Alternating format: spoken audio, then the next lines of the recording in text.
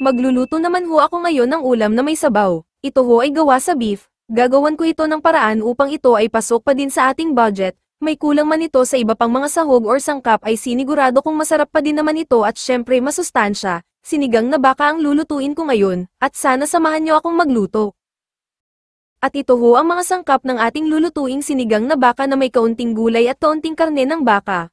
1/4 na baka, gulay na talong, kangkong or water spinach, kamatis or fresh tomato, sibuyas or onion, siling berde, beef cubes, at patis or fish sauce. Una nating gagawin ay hiwain muna ang ibang sangkap, tulad ng kamatis, sibuyas, at gulay na talong.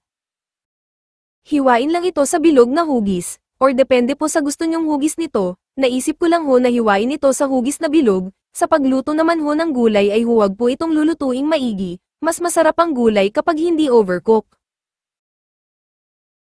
At pagkatapos nating hiwain ang mga gulay, ay magpakulo muna tayo ng tubig at kapag nagkulo na ang tubig ay ilagay na ang karne ng baka. Ilagay ito sa loob ng 1 oras hanggang sa maging tender ang karne ng baka.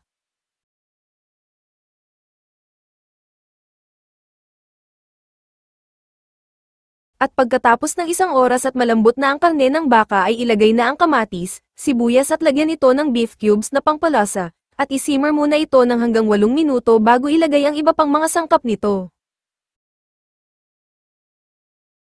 At pagkatapos ng 8 minuto ay ilagay na ang patis or fish sauce, ilagay na din ang siling berde at ang tamarind powder na pangpaasim, haluin lang ng bahagya at ilagay na din ang gulay na talong at isimmer ng kaunting minuto. At pagkatapos ay ilagay na ang kangkong or water spinach at isimmer ng hanggang 2 minuto lang upang hindi ma-overcook ang ating mga gulay.